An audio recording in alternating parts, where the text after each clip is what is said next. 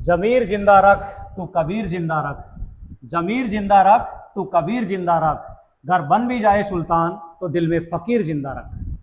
हौसलों के तरकस में कोशिशों के तीर जिंदा रख, हौसलों के तरकस में कोशिशों के तीर जिंदा रख, घर हार भी जाए जिंदगी में सब कुछ फिर भी जीतने की उम्मीद जिंदा रख, तो उम्मीद जिंदा रख।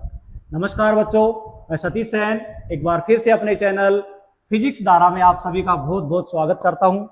अपना देखिए पहला चैप्टर रनिंग में चल रहा है, पहला चैप्टर रनिंग में चल रहा है जिसके अपन टॉपिक पढ़ चुके हैं। उसी के क्रम में अपन नेक्स्ट टॉपिक पढ़ने जा रहे हैं कूलाम का नियम यानी कूलाम्स लॉ।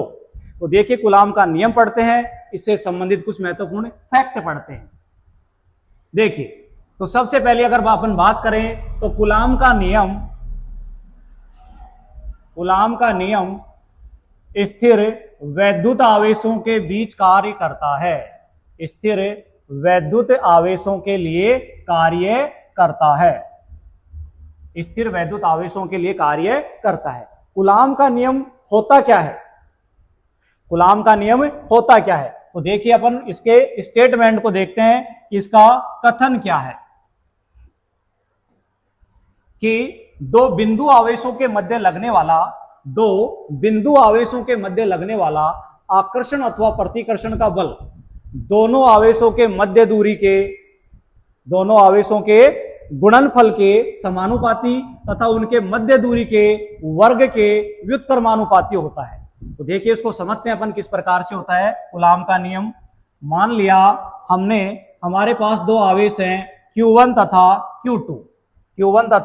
Q2, इन दोनों आवेशों की मान लो मध्य दूरी हमारे पास कितनी है, दोनों आवेशों के मध्य दूरी हमारे पास कितनी है, R है।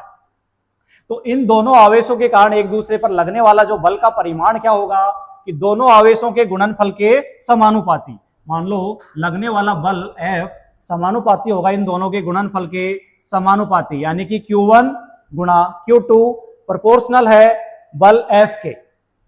दूसरी बात, इन दोनों के बीच लगने वाला जो बल होगा इनके मध्य दूरी R के वर्ग के व्युत्क्रमानुपाती होता है, अर्थात F समानुपाती 1/r²। अब इन दोनों समीकरणों को अपन कंबाइंड करके लिखें, यानी दोनों समीकरणों को अपन जोड़ते हैं तो हमारे पास देखो समीकरण प्राप्त होती है F बराबर K Q1 Q2 बटा R², F बराबर K Q1 Q2 बटा R²।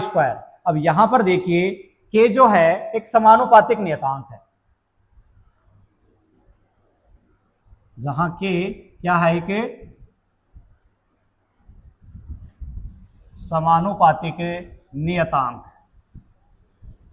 यानी कि K क्या है कि कांस्टेंट है, एक नियत राशि है, एक कांस्टेंट है। अब देखिए K का मान अलग अलग हो सकता है, जैसे अपन बात करें निर्वात के लिए,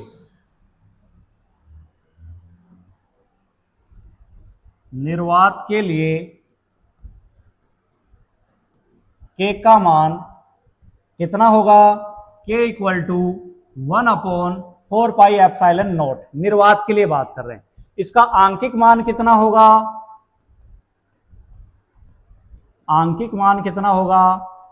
K इक्वल टू 1/4πε0। ये होता है 9 × 10⁹, 9 गुणा 10 की घात 9। यूनिट रहेगी न्यूटन मीटर स्क्वायर बटा coulomb square, newton metre square बटा कूलाम स्क्वायर। ठीक है, तो ये हो गया K का मान।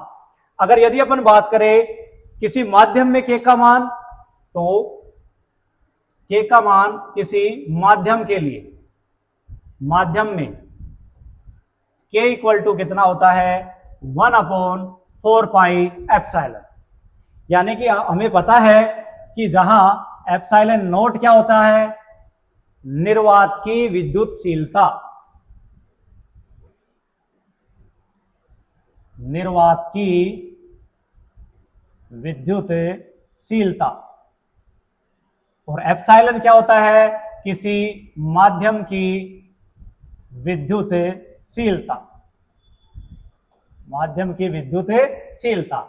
अब देखिए अगर आप इस मतलब एप्सिलॉन नोट के आंकिक मान की बात करें तो इसका मान कितना होता है, एप्सिलॉन नॉट इक्वल टू 8.85 गुणा 10⁻⁻27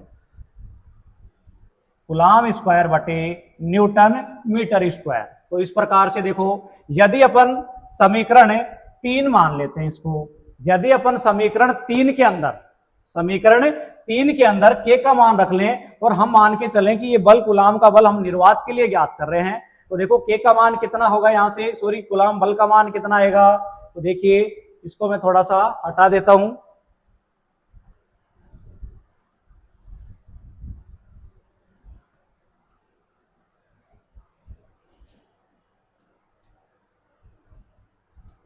देखिए तो समीकरण 3 में यदि अपन के का मान रख दें तो हमारे पास कूलाम बल का सूत्र क्या प्राप्त होता है, F equal to 1/4 pi epsilon naught Q1 Q2 बटे R स्क्वायर।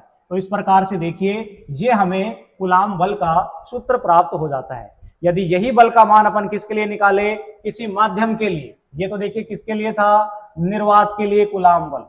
यदि अपन निकालें किसी मीडियम में तो इसकी वैल्यू देखो कितनी होगी, F equal to 1/4 pi epsilon naught Q1 Q2 बटा R स्क्वायर। अब देखिए यहां पर जो हमने एप्सिलॉन नॉट लगाया है इसको हटा के सिर्फ एप्सिलॉन अपन इसमें काम में लेंगे, तो देखिए हमारे पास क्या प्राप्त हो जाएगा, ये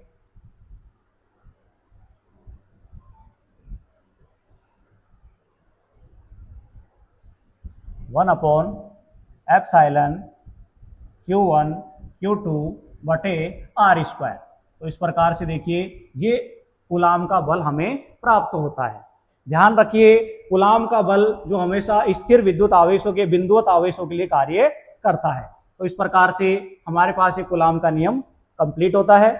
ठीक है, तो नेक्स्ट टॉपिक अपन बाद में डिस्कस करेंगे। आज के लिए इतना ही काफी। Thank you.